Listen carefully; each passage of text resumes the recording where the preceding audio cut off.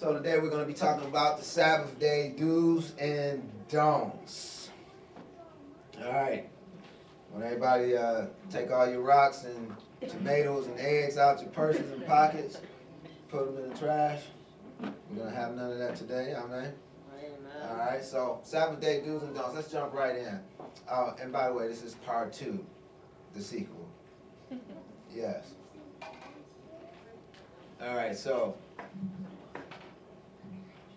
we're going to start off with Exodus 31, verses 12 and 13. It says, And Yahuwah spake unto Moshe, saying, Speak thou also unto the children of Israel, saying, Verily my Sabbaths ye shall keep, for it is a sign between me and you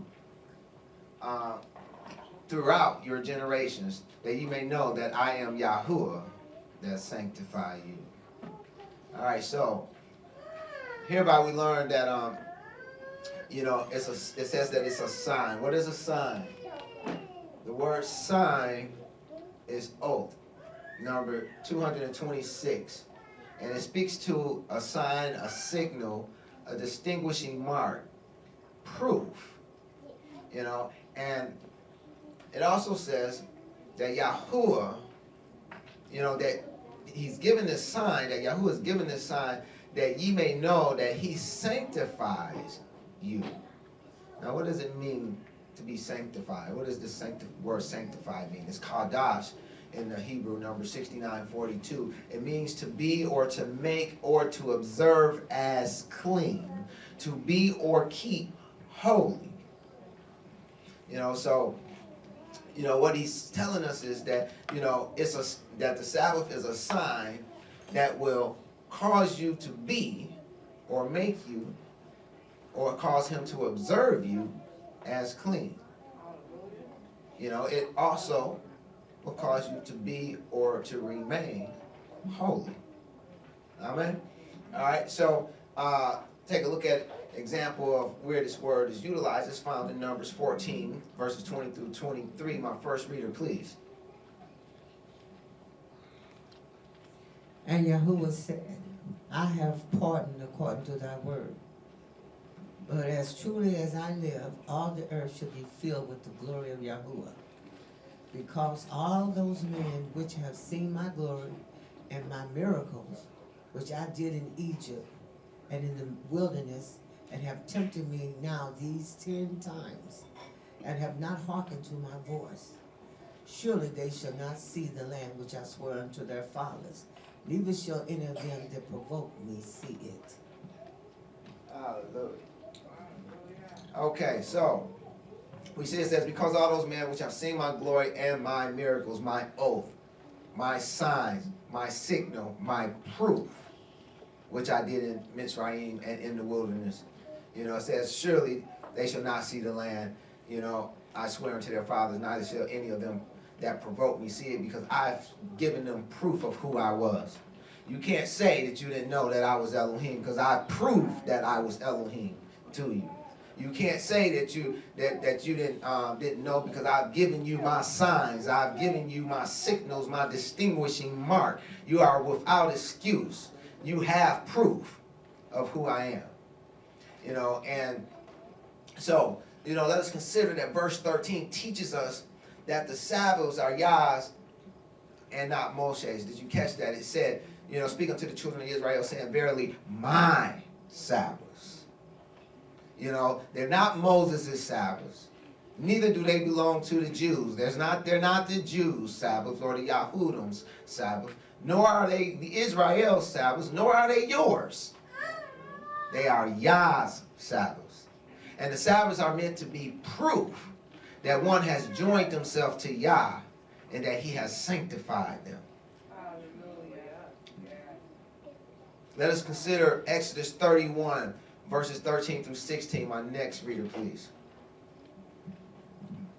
Speak thou also unto the children of Israel, saying, Verily my Sabbaths ye shall keep, for it is a sign between me and you throughout your generations, that ye may know that I am Yahuwah that doth sanctify you. Ye shall keep the Sabbath therefore, for it is holy unto you. Every one that defileth it shall surely be put to death. For whosoever doeth any work therein that soul shall be cut off from among his people. 6 days may work be done, but in the seventh is the Sabbath of rest, holy to Yahuwah. Whosoever doeth any work in the Sabbath day, he shall surely be put to death. Wherefore the children of Israel shall keep the Sabbath, to observe the Sabbath throughout their generations, for a perpetual covenant. Hallelujah. Okay, so hereby we learned that the Sabbath is not only a sign, but it's also a covenant. You know, even a perpetual covenant, meaning it's ongoing. Okay, this word covenant is berith, number 1285 in the Strongs. It speaks to a compact. A compact is an agreement or a contract. You know, so the Sabbath is put in place as an agreement or contract betwixt us and Yah. It is a sign betwixt He and us, you know, that He has sanctified us, that we are clean, that we are holy, you know. And so that's something good to keep in mind. So Yah's perpetual agreement or contract, we learned that this Sabbath agreement or contract has always been open to others outside of Israel, and that's important to understand. You know, because so many people think that, you know, hey, you know, Yah's agreement, his contracts, his covenants is only to Israel. Yeah, Israel, yes, they are the doorway. You know, they were the doorway in which brought Yeshua forth. You know, and Yeshua is the doorway that's going to bring forth the sons of Elohim. You know, yes, you know, but know and understand that Yah's plan of salvation always included everyone, even from the very beginning. Consider Exodus 12, 37 and 38. It says, and the children of Israel journeyed from Ramses to Sukkot. This is when they were leaving out of Mitzrayim. It says it was about 600,000 on foot that were men besides children. Now that's the children of Israel, right? You know, 600 men plus women and children. Now verse 38 says, and a mixed multitude went up also with them, in flocks and herds, and even very much cattle. So even when they first came out of Mitzrayim, they were not alone. You know, there was the children of Israel, and there was a mixed multitude that went up also with them. You know, and they all became one in Israel. You know, and Yah said that they were to have the same law, both for the homeborn as well as for the stranger. You know, and it's not going to be anything different in the kingdom that's the kingdom to come, the kingdom of Elohim. Okay, let us also consider Yeshayahu, or Isaiah 56, 1 through 7. It says, thus saith Yahuwah, keep ye judgment and do justice for my salvation. This word salvation is actually number 3444 in the Hebrew, and it is Yeshua. You know, so this literally says, thus saith Yahuwah, keep ye judgment and do justice, for Yeshua is near to come, and my righteousness to be revealed. You know, it goes on to say, blessed is the man that doeth this, and the son of man that layeth hold on it, that keepeth the Sabbath from polluting it. You know, and keepeth his hand from doing any evil. Neither let the son of the stranger that have joined himself to Yahuwah speak, saying, Yahuwah have utterly separated me from his people. Neither let the eunuch say, behold, I'm a dry tree. See, the strangers are those that are not homeborn. The eunuchs are those who have been taken captives. You know, and that's what they used to do to the young men that they took captive. They would make eunuchs of them, you know, castrate them, in other words. You know, such as, now the other nations also did this, and, you know, such as, you know, those of Babylon, and you see, like, many famous eunuchs in Scripture, you know, that were also, you know, holy, you know, so, now, he says, you know, just because you're a eunuch or just because you're a stranger, you know, don't think that, you know, that I'm not for you. Don't think that you can't be with me. You know, he says, you know, in verse 4, for thus saith Yahuwah unto the eunuchs that keep my Sabbaths. See, this is what he's concerned with. You know, he says unto the eunuchs that keep my Sabbaths and choose the things that please me and take hold of my covenant. Even unto them will I give in mine house and within my walls a name and a place and a name better than of sons and of daughters. Did you catch that? said, even better than of sons and of daughters. It says, I will give them an everlasting name that shall not be cut off. He goes on to say, also the sons of the stranger that join themselves to Yahuwah to serve him and to love the name of Yahuwah, to be his servants, everyone that keepeth the Sabbath from polluting it. You think he's concerned about his Sabbath? Absolutely. You know, and take hold of my covenant, even then will I bring to my holy mountain and make them joyful in my house of prayer. Their burnt offerings and their sacrifices shall be accepted upon mine altar, for mine house shall be called a house of prayer for all people. So Yah is very much concerned with us keeping the Sabbath, not polluting it, you know, and it's not just to the house of Israel, but it's to the eunuchs, it's to the strangers as well. You know, the Sabbath is a sign betwixt us and Yah. You know, so hereby we learn that the Sabbath is a sign or proof for all who seek to join themselves to Yahuwah Elohim. Whether they be natural sons and daughters of Israel, eunuchs, or whether they be strangers. They can all join themselves to Yahuwah via the Shabbat. The Sabbath is one's proof of holiness. It's their sign of holiness. So we're going to talk about the don'ts of keeping Sabbath. You know, Exodus 31:15 says, 6 days may work be done, but in the seventh is the Sabbath of rest, holy to Yahuwah. Whosoever doeth any work in the Sabbath day, he shall surely be put to death. You know, Exodus 29:10. My next reader, please.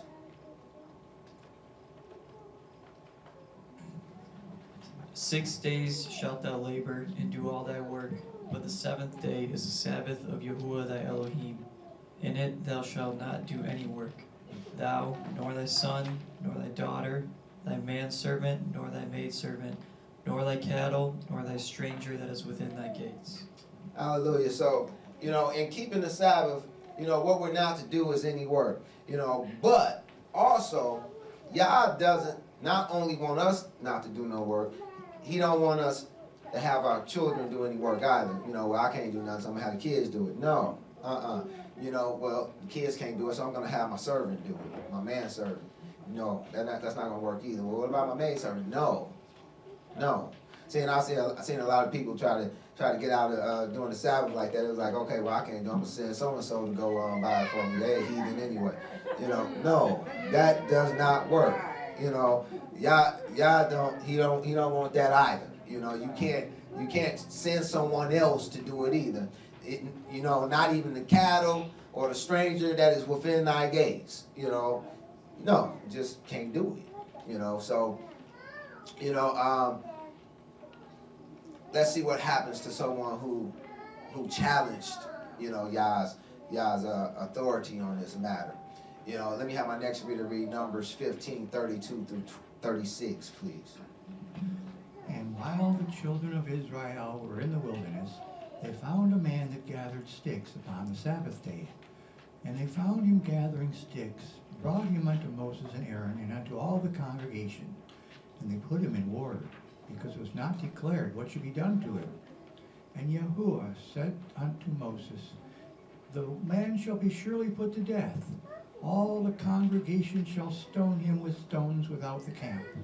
And all the congregation brought him without the camp, and stoned him with stones, and he died, as Yahuwah commanded Moshe." Hallelujah. Okay, so this was like one of the first offenses here that actually, you know, judgment was passed. It says that, you know, they found a man and gathered sticks upon the Sabbath day, you know, and so it wasn't said what to do with them, you know, so they put them inward, they locked them up, and, you know, Moshe went to Yah, and Yah said, hey, you know what the commandment is, you got to put them to death. You know, and so they took him out without the camp, and they stoned him with stones, and he died. Now that sounds real cruel, does it not? You know, but when you separate it by itself, you know, yeah, it sounds real cruel. But when you consider that, you know, from the onset of Yah dealing with his people, they had been disobedient. You know, from the time that he first began to rain down manna, you know, to feed them, and he gave them instructions, they were disobedient. You know, and they kept being disobedient all the way up to this point where, you know, this guy just insisted that he was going to do what he wanted to do. And so someone had to be made an example of. Unfortunately, it was him. Don't let it be you. You know, but I bring that up because I want you to understand that there was a progression of events that led up to this. It wasn't like, okay, this was just the first time, you know, someone disobeyed and they died. No. You know, matter of fact, when the people went out and on the Sabbath looking for manna, you know, did nothing happen to them. You know, they were just rebuked. They were reproved. You know, but y'all not going to keep saying the same thing over and over again.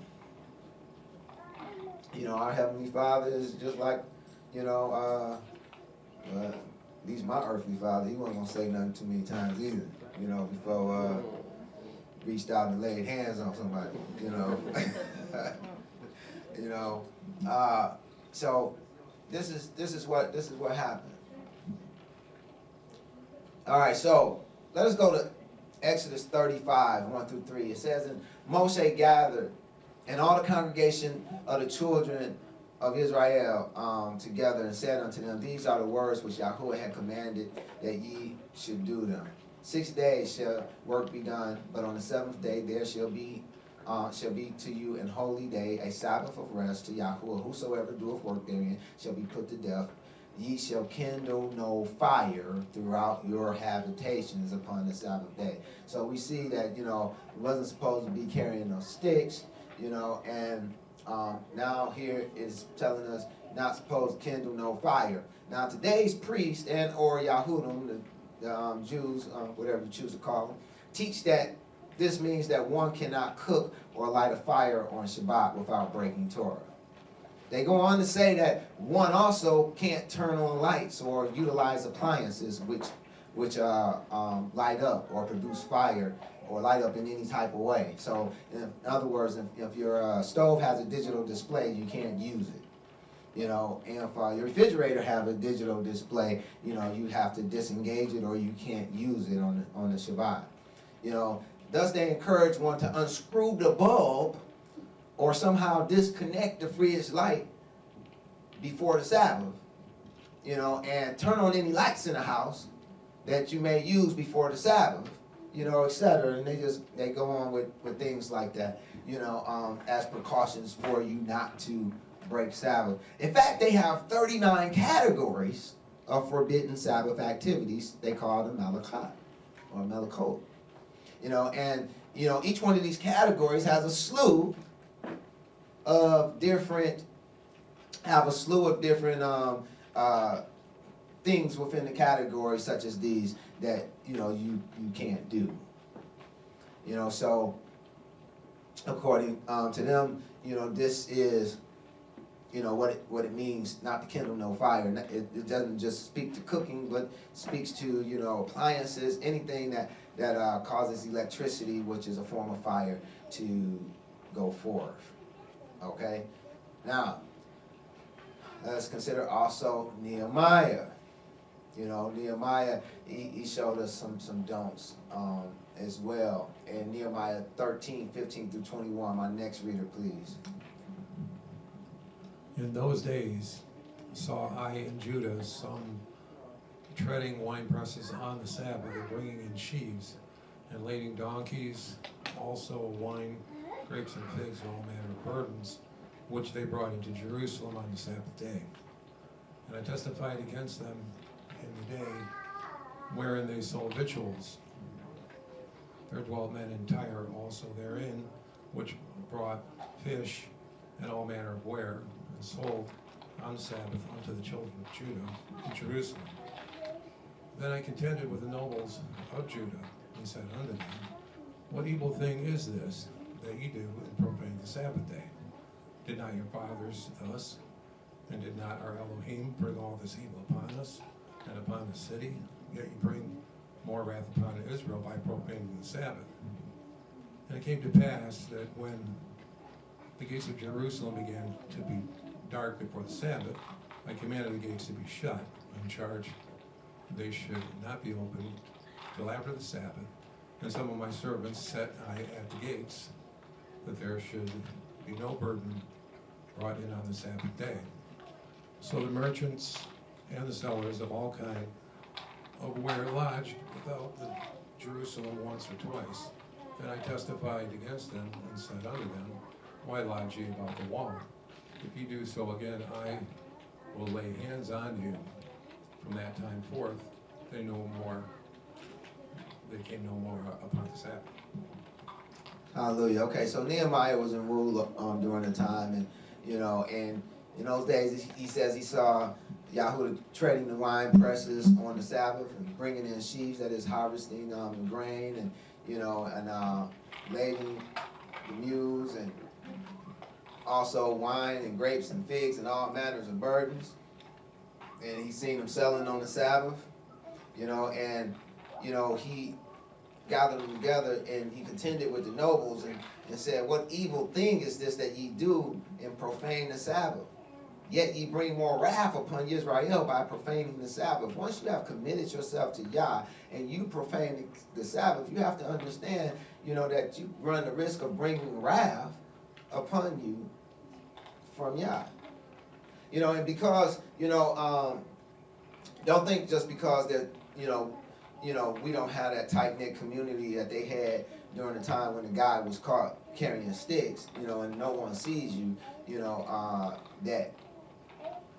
that you didn't get caught. Because Yah sees all, and he's always catching you. In fact, you should be asking yourself when you leave out the door each morning, what is Yah going to catch you doing today? Because whatever you do that's out of his will, he is going to see it. He's going to catch you doing it. And even if man don't see you, don't you know that he's still able to bring his wrath upon you? Nehemiah was getting on them about, not bearing no burdens on the Sabbath. And so he was adamant about that, and they did stop. Let us also consider Yirmiyahu, or Jeremiah 17:19-23. My next reader, please. Thus saith Yahuwah unto me, Go and stand in the gate of the children of the people, whereby the kings of Judah come in, and by which they go out, and in all the gates of Jerusalem. And say unto them, Hear ye the word of Yahuwah, ye kings of Judah, and all the inhabitants of Jerusalem that enter in by these gates. Thus saith Yahuwah, Take heed to yourselves, and bear no burden on the Sabbath day, nor bring it in by the gates of Jerusalem. Neither carry forth a burden out of your houses on the Sabbath day. Neither do ye any work, but hallow ye the Sabbath day, as I command your fathers. But they obeyed not, neither inclined their ear, but made their stiff neck, that they might not hear nor receive instructions. Hallelujah. Okay, so again, we have a second witness that, for them not to bear any burden on the Sabbath day. So now I want you to understand from this passage and others like it, the priest or Yahudim teach that it's unlawful to carry anything in one's pocket on the Sabbath. They say you can't even carry anything in your pocket. Carry anything in your hand is also excluded. Even going outside with gum or food in the mouth is forbidden, because they say that this is a form of carrying a burden. And you're taught not to bear any burdens. So they say, no, none of this. Nevertheless, they allow for things to be carried in enclosed spaces called an eruv. An eruv can occur naturally or be man-made and must be constructed before Sabbath. You know, there's an interesting story that goes along with this church building. You know, there was some Yahudim.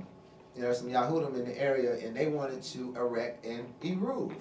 You know, and they wanted to use our telephone pole in our light pole rather in the parking lot to complete their eruv.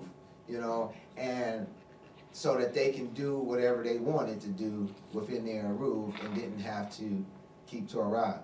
You know. Put up a totem pole, colorful totem, 6-foot totem pole in the back of the lot, and they wanted us to deed a 6-foot parcel to their church, to their synagogue. Yeah. Free, of course. Of course. Yeah. So they wanted us to deed, you know, a 6-foot parcel so that they can erect a totem pole for their eruv. You know, and of course we politely declined. You know. Nevertheless, you know, it shows the heart, you know, of the matter. Okay, so that's a lot of don'ts, right? You know, that you don't do on the Sabbath. You know, now we're gonna get into some of the do's of the Sabbath. You know, what can we do on the Sabbath? According to today's priest or Yahudim, not very much. But this is what Yahuwah, but just what did Yahuwah have in mind when he gave the Sabbath to Israel and he told them not to work? What did he have in mind? You know, there's an old saying that I've learned to be true, and it says the Old Testament is the New Testament concealed, and the New Testament is the Old Testament revealed. Hence, we're going to look to the New Testament to learn what it reveals concerning this matter. But I'm going to ask that you bear with me while I first set the stage for the answer. You know, so I'm going to start by saying it's through the lenses of today's priesthood, that is today's Yahudim and their predecessors, that most folks today derive their understanding of Sabbath and how to keep it. Not to mention Torah as a whole. You know, they look and see, well, what did the Yahudim say? How did they do it? And so they think that that's how they're supposed to do it. Not taking into account that those Yahudim that exist today are the very ones that crucified our Messiah back then. You know, and the true priests, the Zadokites, were kicked out of the temple. They were the ones that was in the wilderness. You know, they were the ones that was ran out of the temple. You know, so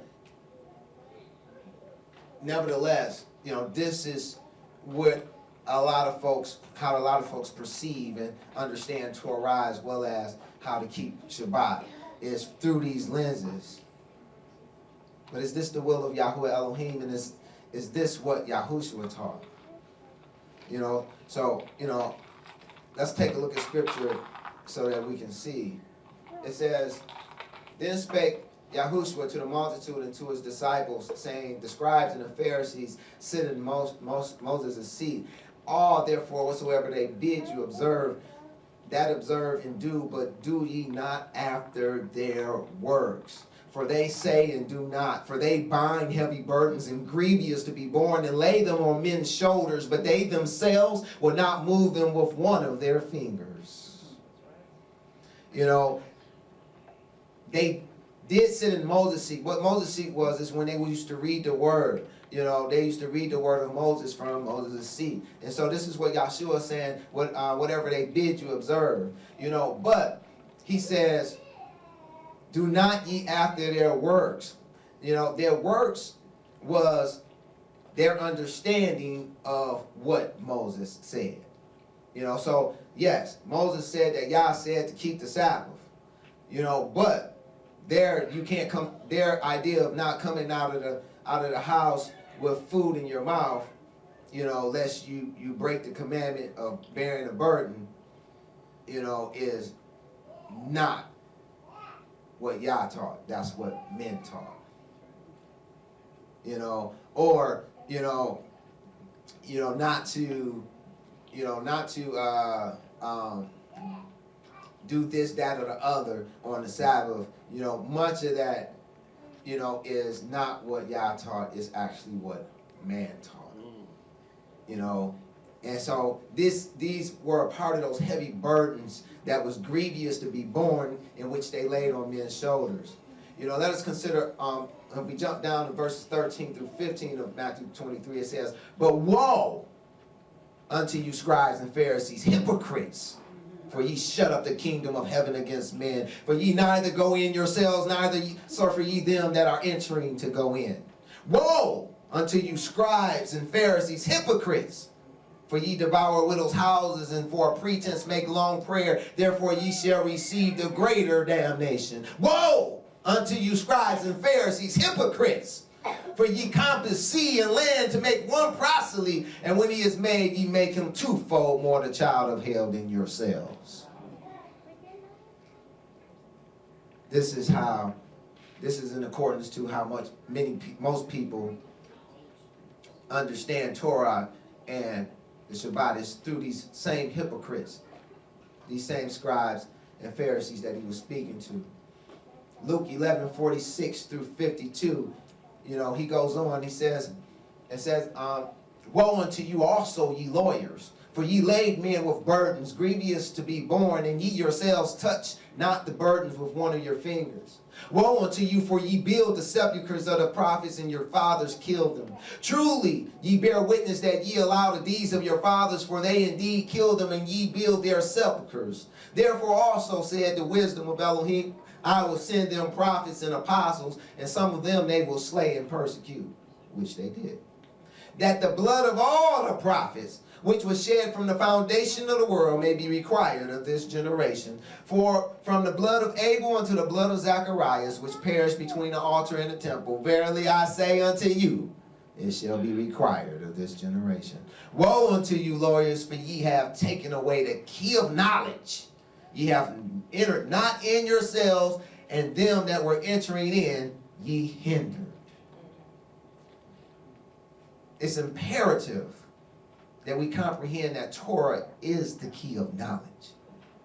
But one must understand how to use the key for it to be of any use. You see, it doesn't make any difference if you have a key and you don't know how to use it. If you find the key and you don't know how to put it in the door and turn the lock, it's of no use. So that said, let us consider how they hindered and how they even still now today hinder others from entering the kingdom. Let me have my next reader read Mark 7, verses 5 through 9, please.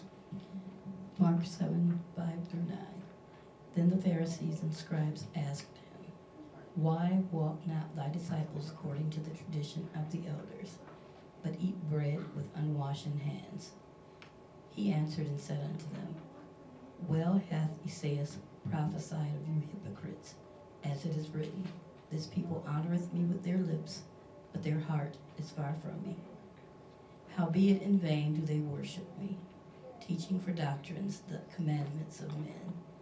For laying aside of the commandment of Elohim, ye hold the tradition of men, as the washing of pots and cups, and many other such like things ye do."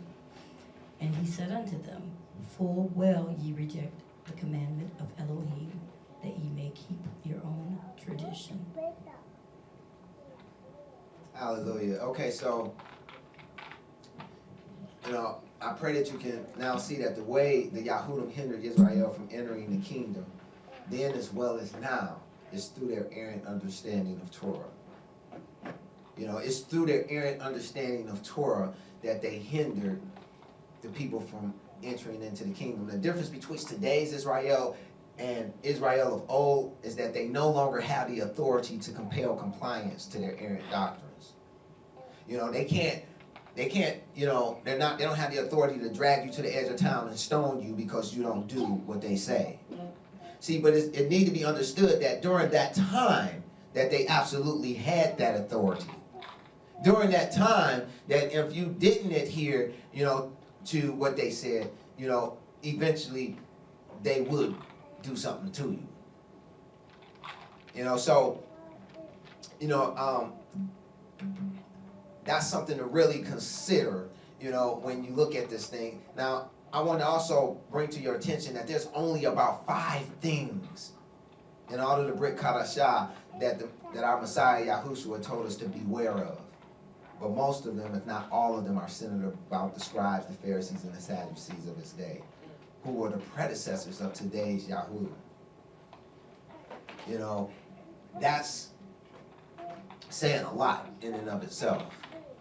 You know, and one of the things that he said to beware of was the leaven of the Pharisees. Let me have my next reader read Matthew 16:5-12. And when his disciples were come to the other side, they had forgotten to take bread. Then Yeshua said unto them, Take heed and beware of the leaven of the Pharisees and of the Sadducees. And they reasoned among themselves, saying, It is because we have taken no bread. Which when Yeshua perceived, he said unto them, O ye of little faith, why reason you among yourselves? Because you have brought no bread? Do you not understand? Do you not yet understand, neither remember the 5 loaves of the 5,000, or how many baskets you took up? Neither the 7 loaves of the 4,000, and how many baskets you took up? How is it that you do not understand that I speak it not to you concerning bread, that you should beware of the leaven of the Pharisees and of the Sadducees? Then understood they how that he bade them not beware of the leaven of bread, but of the doctrine of the Pharisees and of the Sadducees. Okay, so, you know, I want you to understand, first of all, anytime you read in Scripture about food, it speaks to teachings and instructions. You know, and this is what Yahshua was telling them, you know, beware of the leaven of the Pharisees. You know, he was telling them to beware of their doctrines, of their teachings, their instructions, you know, their understanding of things. You know, it should be understood that the Yahudim had, for all intents and purposes, returned Israel to the house of bondage via their corrupt priesthood and oppressive laws and taxes during that time. Yahushua, being a prophet like unto Moshe, came to once again set Israel free. See, they had made life so burdensome for Israel that it was as if they were back in the house of bondage, back during the time when they were in Mitzrayim, in the time of Egypt, you know, and Yah came to set them free. You know, so when we look to Luke 4:16 through 21, it says, and he came to Nazareth, where he had been brought up. And as his custom was, he went into the synagogue on the Sabbath day and stood up to read. And there was delivered unto him the book of the prophet Isaiah. And when he had opened the book, he found a place where it was written, The Ruach of Yahuwah is upon me, because he hath anointed me to preach the gospel to the poor. He hath sent me to heal the brokenhearted, to preach deliverance to the captives and recovering of sight to the blind, to set at liberty them that are bruised, to preach the acceptable year of the Adonai. He closed the book, and he gave it again to the minister and sat down. And the eyes of all them that were in the synagogue was fastened on him, and he begun to say unto them, This day is this scripture fulfilled in your ears. I'm here to let you know today that you've been set free. Yes. You've been set free. You've been delivered. You don't have to be blind anymore. He's recovered the sight to the blind that want to see. Now, if you choose to remain blind, then that's on you. But he has come to deliver you. You don't have to stay captive. He's come to give you sight. You don't have to remain blind. He's come so that you can be free. And never let nobody take that from you. I pray that you can see that Yahushua came to set Israel free, and that those of Israel that believe in him and know the truth are free indeed. Now that you're set free, I implore you to not voluntarily return to the house of bondage Yahushua worked so hard to free you from. So many people have this Pharisaical, outlook concerning Torah, this Pharisaical outlook concerning his Sabbath. But I don't know if they even realize that it's Pharisaical. But it is. Many of you do so by looking at Sabbath and Torah, in accordance to Yahudim's doctrines. Something Yahushua warned against doing. He said, beware of their leaven, beware of their doctrines. But many people, when they start coming into truth, they do what I equate to jumping out of the frying pan and into the skillet. They jump out of the frying pan of Christianity and into the skillet of Judaism. So they go from Christianity, who pretty much has anarchy, have no rules or regulations, into Judaism, who brings them into bondage and have too many. When they really shouldn't be in the frying pan or the skillet, they should jump right into the fire, because Yah is a consuming fire. And if you jump into the fire, he will consume everything that is not of him, and you'll be good. Yochanan 8:31-32 says, Then said Yahushua to the Yahudim, which believed on him, If ye continue in my word, then ye are my disciples indeed, and ye shall know the truth, and the truth shall make you free. We can be free. All we have to do is choose to be. 2 Corinthians 3:12-17, seeing that we have such hope, we use great plainness of speech, and as Moshe, and not as Moshe, which put a veil over his face, that the children of Israel could not steadfastly look to the end of which is abolished. But their minds were blinded, for until this day remaineth the same veil untaken away in the reading of the Old Testament, which veil is done away in Mashiach. See, you have to understand that their eyes were blinded, and they will forever remain blinded until they accept Yahshua, because the veil is only done away in Mashiach. Verse 15, but even unto this day, when Moshe is read, the veil is upon their heart. Nevertheless, when it shall turn to the Adonai, when their heart, that is, shall turn to the Adonai, the veil shall be taken away. Now the Adonai is that Ruach. And where the Ruach of the Adonai is, there is liberty. You can be set free. Galatians 5:1, stand fast therefore in the liberty wherewith Mashiach hath made us free, and be not entangled again with the yoke of bondage. See, we have to learn to understand things the way that our Messiah, Yahshua, understood things. We're not to understand things the way the Yahudim, the Pharisees, and the Sadducees understood things during his time. We're not to borrow from their doctrines. We're to look at the way our Messiah looked at things. Many would-be believers have seen our freedom in Messiah and abused it. Matthew 11:28-30. My next reader, please. Matthew 11:28-30. Come unto me, all ye that labor and are heavily laden, and I will give you rest. Take my yoke upon you and learn of me, for I am meek and lowly in heart, and ye shall find rest unto your souls. For my yoke is easy and my burden is light. Hallelujah. Okay, so Yahshua says, come unto me, all ye that labor and are heavy laden. See, this was all of Israel when he came. They were all laboring. They were all heavy laden. They were up under the burden of, all this whole slew of traditions of men, ordinances of men that they were made to adhere by, and as well as just about as many taxes to coincide with them. And so the Messiah was saying, take my yoke upon you and learn of me. See, we have to learn to do things the way he done them. We have to learn what he intended by it, what he understood. He said if we do so, we'll find rest for our souls. That's what Sabbath means, right? It means rest, right? He says, if you come to him, he'll give you rest. If you learn of him, you'll find rest for your souls. Why? For his yoke is easy and his burden is light. Now take note of the fact that Yahushua does have a yoke and a burden. See, and this is where a lot of people done made the mistake. A lot of folks, they don't realize that he actually does have a yoke and a burden. Many today, would be believers, think that he has no yoke, no burden, that you can just do it whatever you want to do.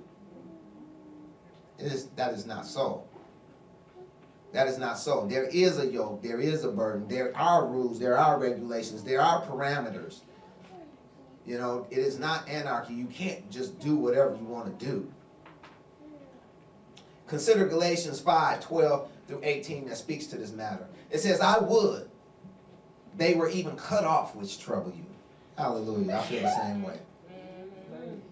It says, for brethren, ye have been called unto liberty. Not only use not liberty for an occasion to the flesh, but by love serve one another. See, we have been set free, but we haven't been set free to do whatever we want to do. We've been set free so that we can serve one another in love. Yes. That's what we've been set free to do. Verse 14, for all the laws fulfilled in one word, even this, thou shalt love thy neighbor as thyself. But if ye bite and devour one another, take heed that ye be not consumed one of another. This I say then, walk in the Ruach, and ye shall not fulfill the lust of the flesh. For the flesh lusteth against the Ruach, and the Ruach against the flesh. And these are contrary the one to the other, so that ye cannot do the things that ye would. But if ye be led of the Ruach, ye are not under the law. What does it mean to be under the law? It means to have the law over you, to rule over you. Now, just because the law doesn't rule over us doesn't mean that we're not supposed to do the law. It just means that, if I don't, no one's going to come and grab me and drag me by my heels out to the edge of town and stone me. Because it doesn't have rule over me. It doesn't mean that I'm not going to get judged by my El and my King on Judgment Day for what I didn't do. Amen? Amen. It just means it doesn't have authority over me. Doesn't mean it's not good to do. That's right. So, so many people take that and twist it into something that it's not.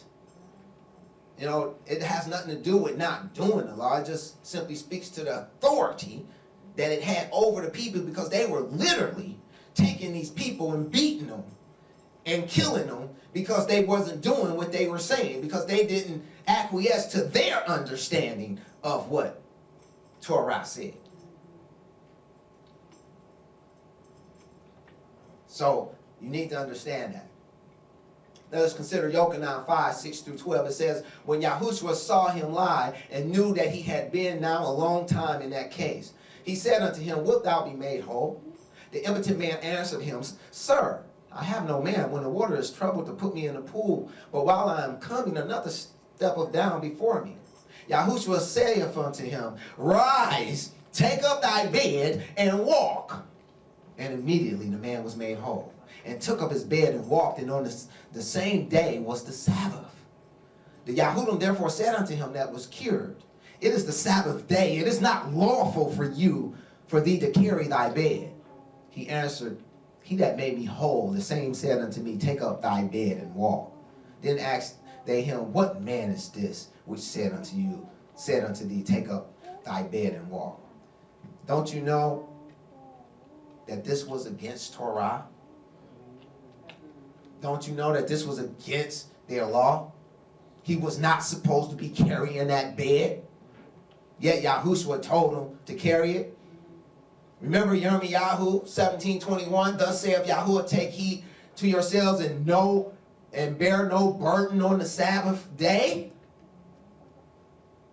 And here it is, Yahshua telling this man to carry this bed on the Sabbath. Now either Yahshua was sinning or they didn't have the proper understanding of Torah. Amen? That's right. And we know Yeshua wasn't sinning, so their understanding of what Yah meant was flawed. It was errant. Consider Matthew 12, 1 through 8. At that time, Yahushua went on the Sabbath day through the corn, and his disciples were hungered and began to pluck the ears of corn and to eat. But when the Pharisees saw it, they said unto him, Behold, thy disciples do that which is not lawful to do upon the Sabbath day. But he said unto them, Have ye not read what David did when he was hungered, and they were with him, and how he entered into the house of Elohim, and did eat the showbread, which was not lawful for him to eat, neither for them which were with him, but only for the priest? Now here it is, his disciples were breaking Shabbat by the Yahudim standard. And they called him on it. He didn't tell his disciples to stop, did he? Verse 5, Or have ye not read in the law how that on the Sabbath days the priests in the temple profane the Sabbath and are blameless? Every Sabbath the priests worked. Every Sabbath. But yet they were blameless. Why is that?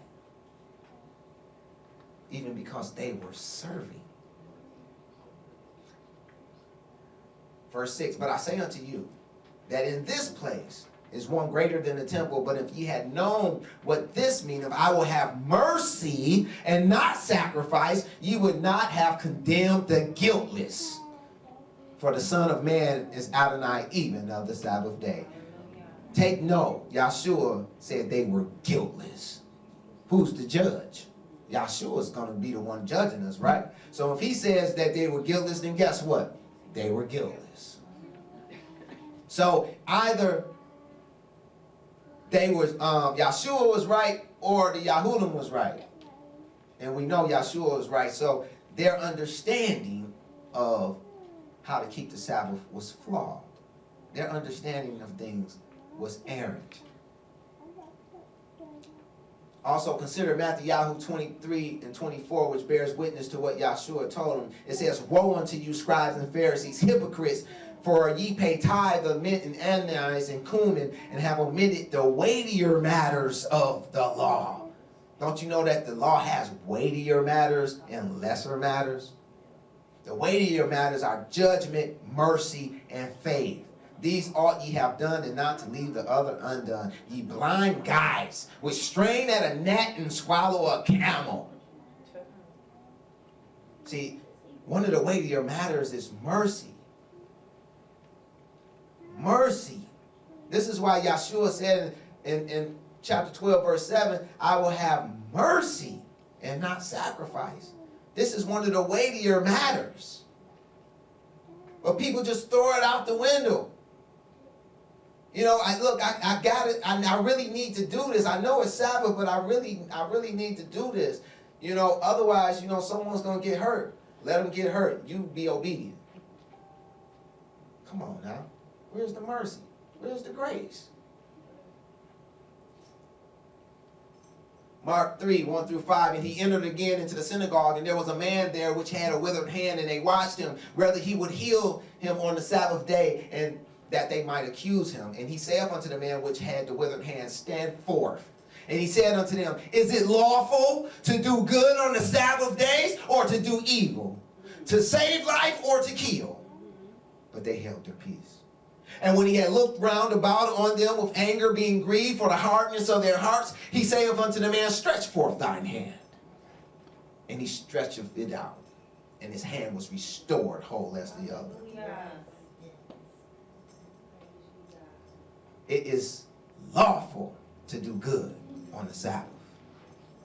Matthew 12, 11 and 12, it says, And he said unto him, What man shall there be among you that shall have one sheep, and if it fall into a pit on the Sabbath day, will not lay hold on it and lift it out? How much then is a man better than a sheep? Therefore it is lawful to do well on the Sabbath days. What is well? This word is kalos, number 2573, and it means well, that's usually morally, is from kalos, number 2570, meaning beautiful, that is valuable or virtuous. it's okay to do something beautiful, something valuable, or something virtuous on the Sabbath days. That's okay. That is lawful. The letter killeth, but the spirit bringeth life. You know, let's consider the crux of the matter.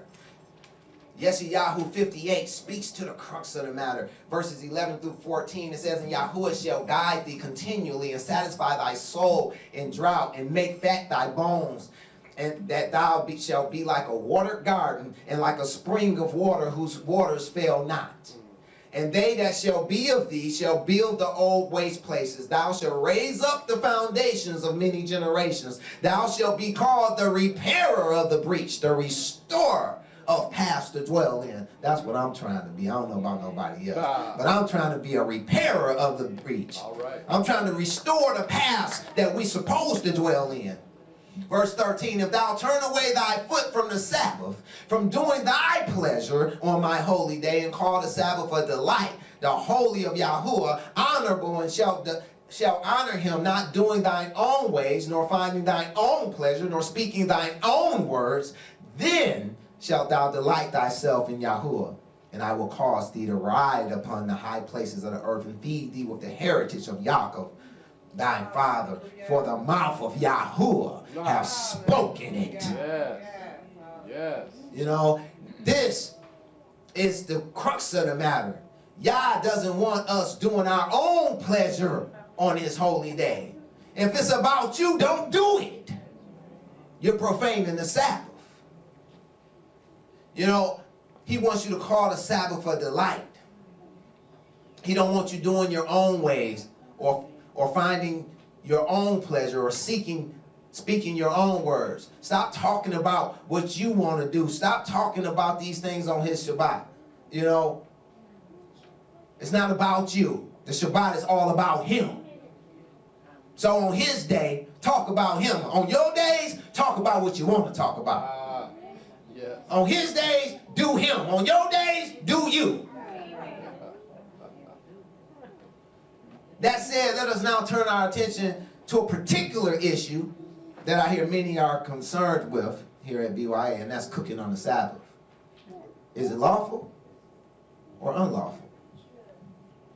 To answer this question, let us first consider that there is nowhere in all of Scripture that prohibits cooking on the Sabbath.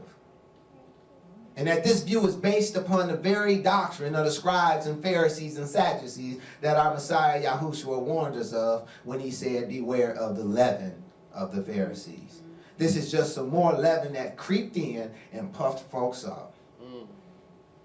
Let us consider, one of the main passages that they gather this understanding from.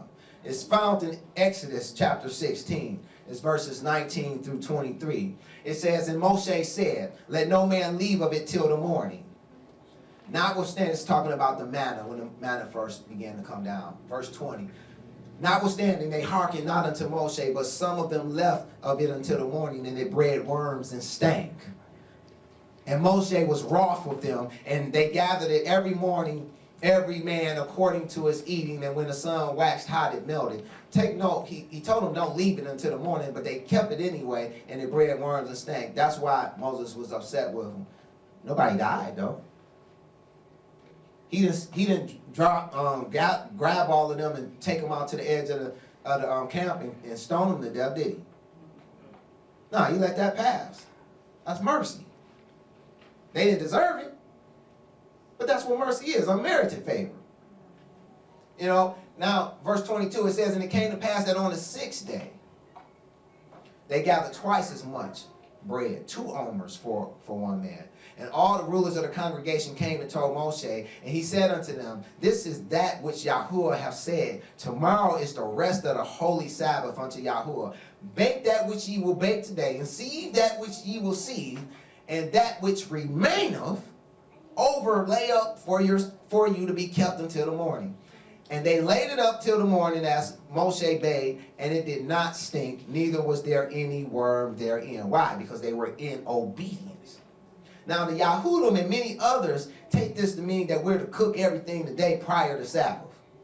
But if one would only remove those lenses, they would see that it doesn't say that at all. In fact, it seems to imply the contrary. For if one bake and seethe, which means to boil, by the way, in case you're wondering, if one bake and seethe today's omer and leave the other omer for tomorrow, as it states, because it said, bake that which ye will bake today and seethe that which ye will seethe. Now, if one was to simply do that and leave the other omer for tomorrow, as it states, they would be left with one omer of uncooked manna for the Sabbath. So are they to eat it raw now? Say loud. Think about that. You know, and they say, well, you can't kindle no fire on the Sabbath, so that obviously must mean you can't cook. But again, let us take a look at that passage. That's taken from Exodus 35, 2 through 10. It says, 6 days shall work be done, but on the 7th day there shall be to you a holy day, a Sabbath of rest to Yahuwah. Whosoever doeth work therein shall be put to death. Ye shall kindle no fire throughout your habitations upon the Sabbath day. And Moshe spake unto all the congregation of the children of Israel, saying, this is the thing which Yahuwah commanded, saying, take ye from among you an offering unto Yahuwah. Whosoever is of a willing heart, let them bring it. An offering of Yahuwah, gold and silver and brass and blue and purple and scarlet and fine linen and goat's hair and rams skins dyed red and badger skins and shittim wood and oil for the light and spices for anointing oil and the sweet incense and the onyx stones and the stones to be set for the ephod and for the breastplate. And every wise-hearted among you shall come and make all that Yahuwah have commanded. Now again, the Yahudim used this passage to say you can't cook on the Sabbath. Have you ever considered that this passage has absolutely nothing to do with cooking and everything to do with working to build the tabernacle?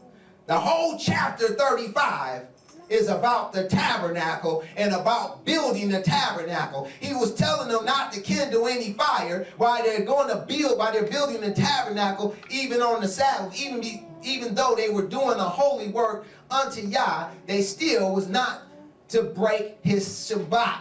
They still was not to kindle a fire. Why would they have to kindle a fire? Because they would have to use, some of them would be smiths, and they would have to heat up the metals and bend the metals and do things of that nature and refine the gold and all the precious metals. It had nothing to do with cooking. This don't have anything to do with cooking. There's nothing about cooking in the whole chapter. The only reason people see that in that is because of the Yahudim, because they're wearing those lenses with the understanding of Yahudah. The script don't say that. That's not the context. That's not the subject. When you study in script, you have to learn to keep with the subject and keep with the context of the script. If not, you get lost. If not, your mind get taken places that it ought not go. At the end of the day, Yah wants us to make his Sabbath holy unto him. Hence we see in Exodus 28, remember the Sabbath to keep it holy. Exodus 35:2, 6 days shall work be done, but on the 7th day there shall be to you an holy day, a Sabbath day of rest to Yahuwah.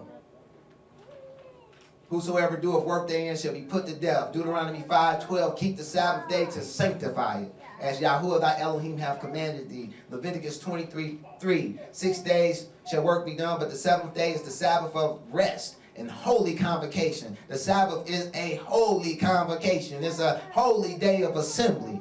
Yes, you're supposed to assemble on the Shabbat. Ye shall do no work therein. It is the Sabbath of Yahuwah in all your dwellings. And he said unto them, the Sabbath was made for man, Mark 7:27, and not man for the Sabbath.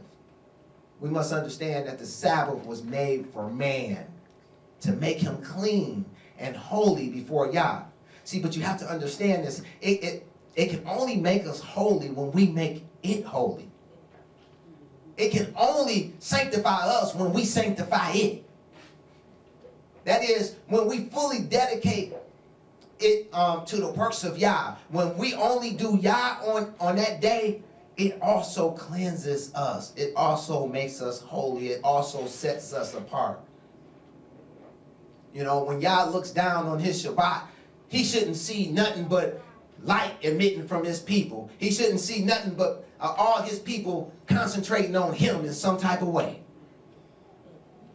They talking, he know they talking about him. They doing something, he know that they doing it unto him. That's how he know whose is his. And that is what will cleanse us and set us apart. So the question remains, is it lawful to cook on the Sabbath? It depends. Or rather, one is cooking on the Sabbath to serve themselves or the body of Yahushua. Galatians 5:13 and 14 spoke to this. It says, "For brethren, ye have been called unto liberty." Yes, we have liberty. Only use not liberty for an occasion to the flesh. If you just cooking to satisfy your gut, then you're wrong. But if you cooking to serve one another, to serve the body of Yahshua, then that's lawful. Because when you've done it to the least of them, you've done it unto him. So you're serving Yahuwah, which is what the day is all about. It's about him. Verse 14, "For all the law is fulfilled in one word, even this, thou shalt love thy neighbor as thyself." So you have to understand, you know, like Yeshua said, when you've done it unto the least of them, you've done it unto him. If you're doing it to serve his body, you're doing it to serve him. It can also depend on whether one is doing it for personal gratification or to impress someone else other than Elohim. Sometimes you may be serving Yah's body, but you may really be doing it for personal gratification. Or you may be really doing it to impress maybe someone in the assembly, someone other than Elohim. In this case, it would be wrong. You know, this is what is exemplified in Isaiah 58:13. It says, "If thou turn away thy foot from the Sabbath, from doing thy pleasure on my holy day." You know, so if you're taking pleasure in it because you're trying to please somebody else other than Yah, then, you know, no, that's not right. But if you're doing it, you know, so that you can help it be a delight to someone else, then that's fine. Not doing thine own ways, nor finding thine own pleasure, nor speaking thy own words. If it's all about him, if that's the reason that you're doing it, it's all about him and his, then it's lawful. It's fine. Lastly, it depends on whether